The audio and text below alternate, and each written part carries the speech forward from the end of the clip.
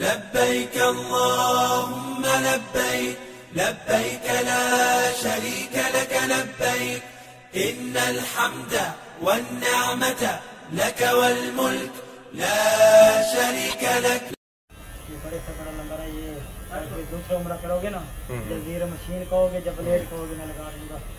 ठीक है। अस्सलाम वालेकुम जी।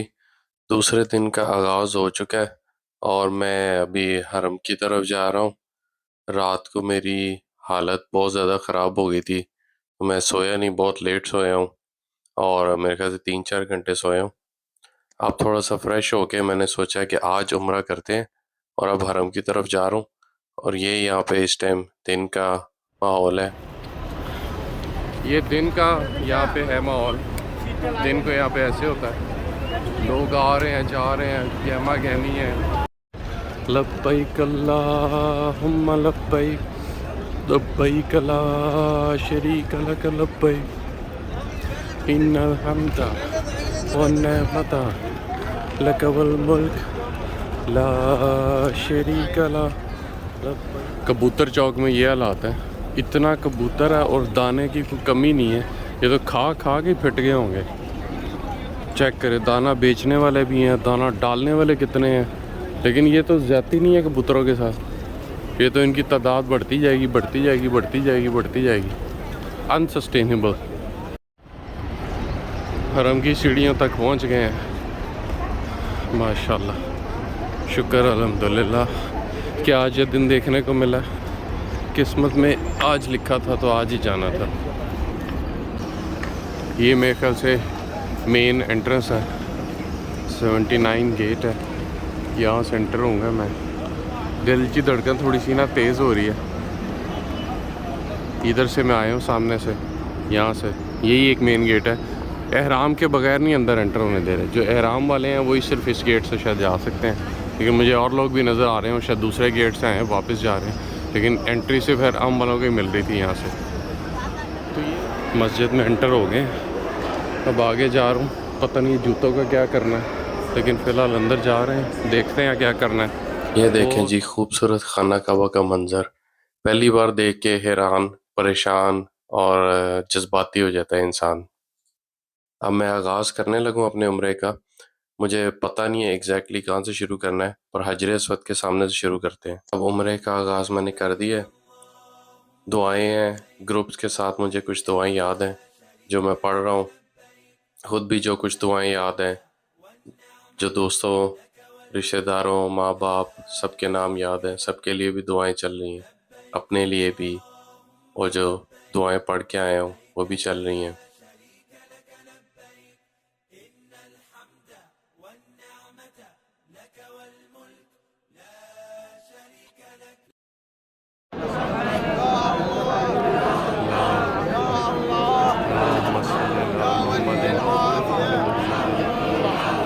وخالق العافية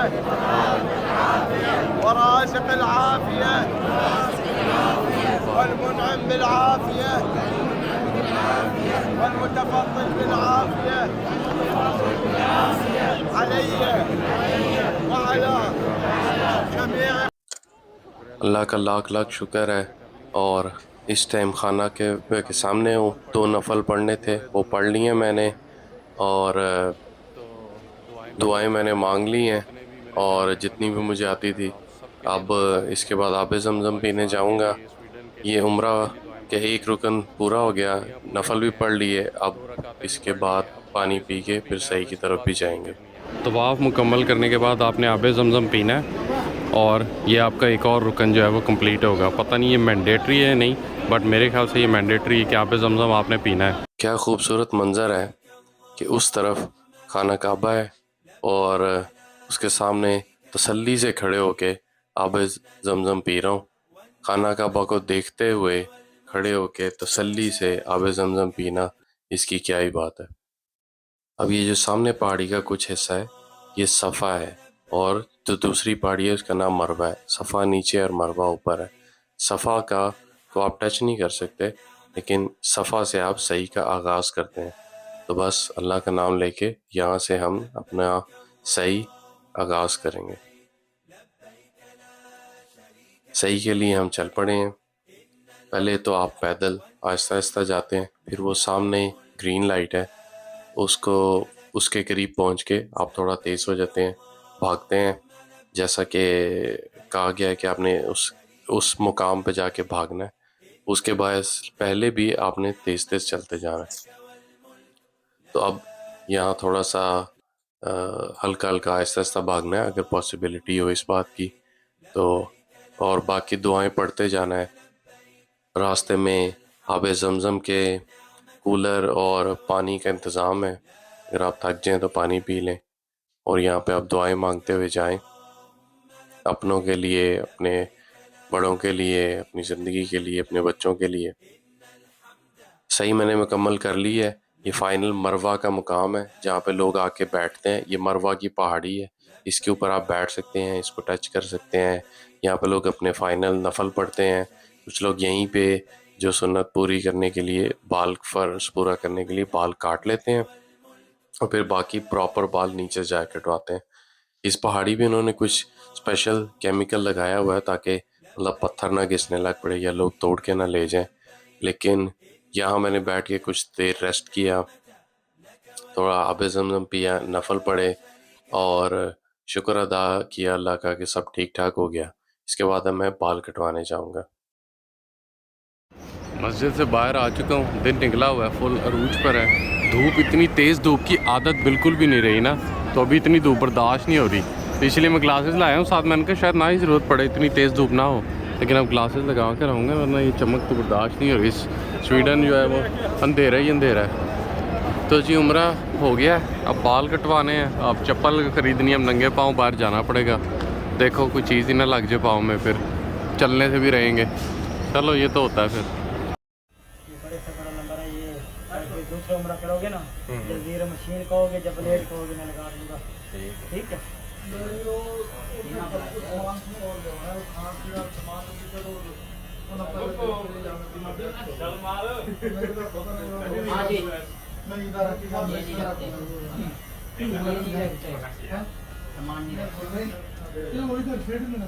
अभी मैंने मशीन लगवा रहा हूँ मैं, इसके बाद जो है दूसरा उम्रा करूँगा 1-2 दिन तक, भाई के साथ, ये घर वालों के साथ, तो फिर पूरा भाई के साथ ही ब्लेड लगवा दूँगा मिलके, इकट्ठे लगवाएंगे ना ज़रा अच्छा लगेगा। चप्पल गुम होगी तो मैंने ये 10 रियाल की नई चप्पल ले ली। मुझे किसी ने कहा था सस्ती चप्पल लेना क्योंकि दोबारा भी चोरी हो सकती है, लेकिन एहराम के साथ मैच करके अच्छी लग रही है। तो ये दुकानें हैं, यहाँ पर रेट अभी बाल कटवाए हैं मैंने, उन्होंने गवर्नमेंट ने रेट फिक्स किया हुआ भाई, टेंड करानी है तो 23 रियाल, और अगर मशीन लगवानी है तो 17। तो मैंने अभी मशीन लगाई क्योंकि मैंने एक और उम्रा करना है। तो ये छोटी छोटी दुकानें हैं। वैसे तो चाइना माल और वो माल है कि जो पाकिस्तान में और इधर भी मैं नहीं ख़रीदूँगा, लेकिन लोग पता नहीं कहाँ से आ रहे हैं और क्या क्या वैरायटियाँ ख़रीद रहे हैं। हेयर कट हो गई है मेरी, ये पीछे जबले उमर है जो बहुत पहले मक्का आए थे, जैसे मेरी बेगम, उसको बिल्कुल आइडिया नहीं, ये बिल्कुल नई बनी है। तो हेयर कट मैंने पूरी मशीन लगवा दी है पूरे सर पे, क्योंकि अभी अगर एक उम्रा और करूँगा भाई के साथ या घर वालों के साथ, फिर उसके बाद फुल टेंट करा दूँ। फिर दूसरा दिन ये चल रहा है, उम्रा हो गया, बाल कट गए, अब मैं एहराम कि उसमें से निकल गया हूँ कि मैं जैसे कोई परफ्यूम ले आता था, बड़ी रिस्ट्रिक्शन थी, तो बड़ा देख के आपको चलना पड़ता है। तो अब लेकिन मक्का के अंदर जाने के लिए आपको एहराम ही पहनना है, तो एहराम को साफ़ रखना है। और अब मैं कुछ खाने जाऊँगा, देखते हैं खाने। यहाँ पे पाकिस्तानी रेस्टोरेंट और होटल है, लेकिन आप हालात पे ना जाएं। अंदर जो है वो खाना ठीक था, इसका खाना अच्छा है। अब ज़ोर का टाइम है तो हरम में जाके नमाज़ पढ़ेंगे, और सारे ही हरम में जा रहे हैं, तो अंदर जगह मिलना मुश्किल है। अभी 20-25 मिनट हैं, लेकिन रश बहुत ज़्यादा है। तो यहाँ पर हो गया, अब आप अपनी नमाज़ें आप घर से तो नहीं पढ़ सकते, सारी आपने हरम में जाके पढ़नी है। अब टाइम है कि होटल वापस चला जाए।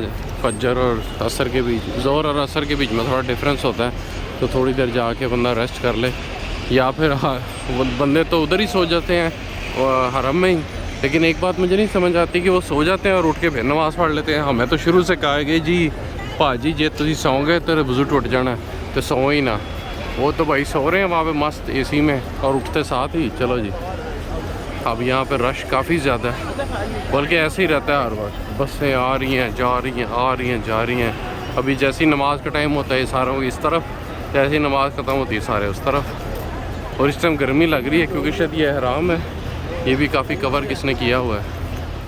फिर मुझे रास्ते में नज़र आई गोल्ड की दुकान। मैंने सुना था कि वहाँ पे गोल्ड बहुत अच्छा होता है, तो मैंने कहा क्यों ना देखें जाके। तो यहाँ गोल्ड में ये 21 का तो कैरेट का था, 21 करात जिसे कहते हैं। लेकिन सोने में मैंने ये नोट किया कि यहाँ पे खालिस सोना था जिसकी चमक भी बहुत थी और नगों वाले कम थे।